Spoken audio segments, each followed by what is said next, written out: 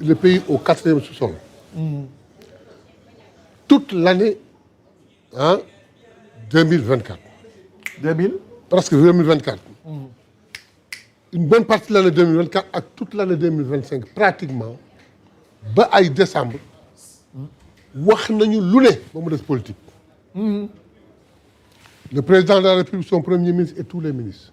Directeur général kenn nelawul. ñu wax lépp ba mu des politique. Il a fallu xel daal. nga fekk pays au 4e sous-sol. fekk fi dette boo xam ne kenn mënu wax nu mu toll. fekk fi déficit boo xam ne kenn mënu wax nu mu toll.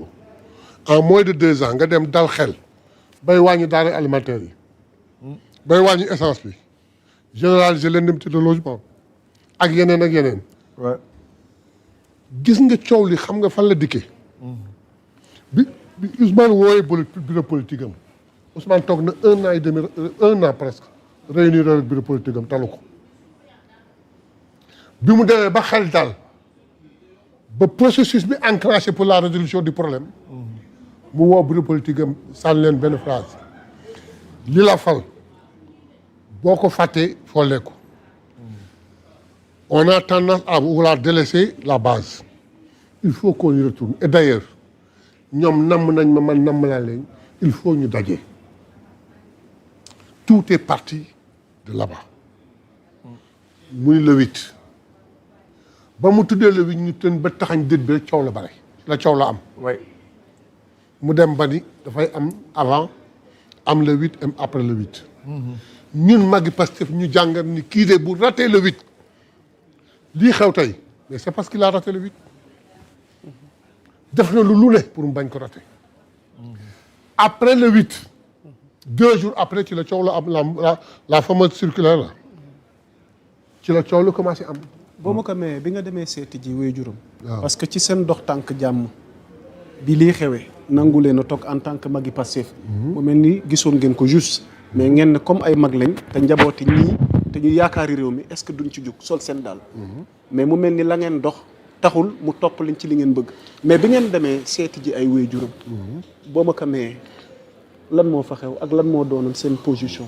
d'abord ba ñuy dem tàggoowuñu dañu bëri yegg si góor gi bi mu xamee ni yegg si na ñu wax ko ni ko ñaari député yi ñaari magi Pastef yi. yaakaar la woon man doyen Alla Kane ak ki ñu àndaloon.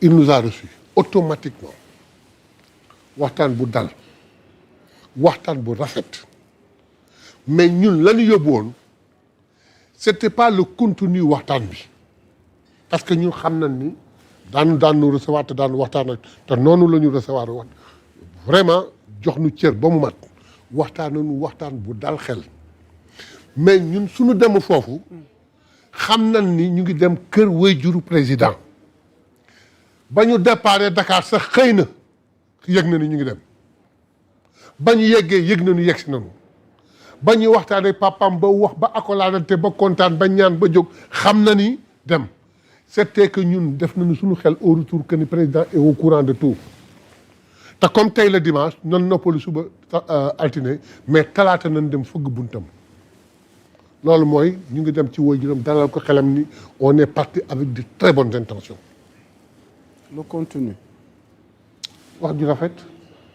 mu wax nu ni waxtaan na ak doomam il y a même pas longtemps ba barki ñun on y est allé le dimanche samedi la ñibbi woon waxtaan na ak yéen mu jox ko impression wax ko wax ju rëy wax ju rafet suñu xel dal xelam daal. lan ngeen bëggoon waajuram bu góor jouer ko comme rôle. non ba ñuy dem. waaw faire nous jouer un rôle xaw ma Mbow ndax vous m'avez compris c'était pour que mu xam ne ñun ñu ngay dem. di bootu ci ndigalu waajuram pour ñëw gis ko waxtaan ak moom pour mu yombalal nu ko waajuram joué rôle ba ñu dem ci moom il a refusé de nous recevoir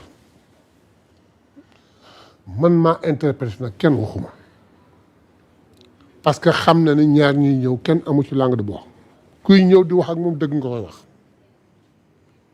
tax certainement il n'était pas dans les dispositions pour ñëw te xam ne ñun loolu la koy doyee donc il a préféré ne pas le rencontrer foofu rek laa ko teg il a raté le 8 coow li am après le rassemblement du 8 a dérangé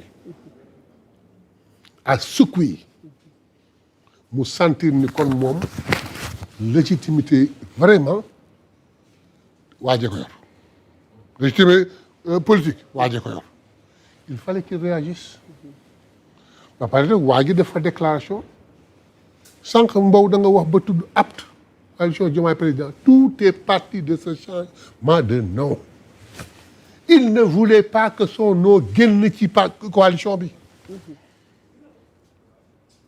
te nag jàngatul waxtaanu Ousmane avant quand Diomaye aura fini ses mandats ñaata yoon la ko wax te Ousmane lu mu war def ko bu demee tey ba toog ñun ñu forcé ni bëggatuñu kenn yow la ñu bëgg c'est parce que Diomaye ko liggéey foofu la coow lu amee ñun ñuy déroulé gis nga carte yi ñuy jaay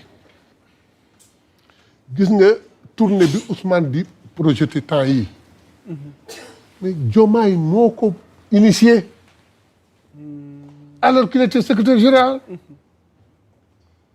que cette fois-ci il faut qu'on fasse demmeeku tour bu rëy rëy Ousmane il faut que tu fasses le tour du Sénégal le règlement intérieur là Diomaye moo ko piloté la vente des cartes c'est Diomaye qui a dit on arrête la vente des cartes on arrête tout parce que je veux un fichier fiable ma xam ñaata militant laa am mais on n'a pas eu le temps de le faire au moment où il était secrétaire général situation am tey dem nañu ba xel dal ñu dellu soit à la base waxtaan ak ñoom di dérouler bu ko jàppalee ni ñun day def acte parallèle pour nous préparer contre sa candidature 2019 mais il se gourre. Mais il n'a pas encore dit son dernier mot par rapport à cette candidature.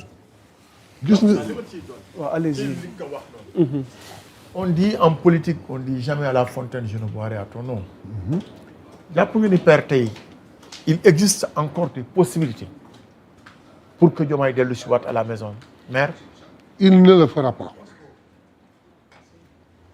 il ne le fera pas parce que xam na ni mënatul am notoriété ci biir parti c'est pas possible bu dellu si waatoon amul ku koy jox cër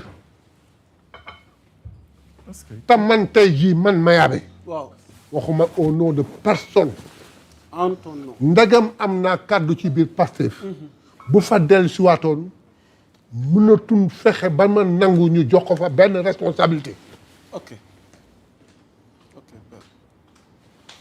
parce que nag consommer la rupture. parce que nag man boo consommé yàgg na war naa la semaine passée ni la dem na dootu leen ci parce que nag li muy tiitaroo man maa monté GPS man maa def lii mais il oublie quelque chose que il n'était que le coordinateur du MONCAP l'administrateur du parti c'était Birame Souleye Diop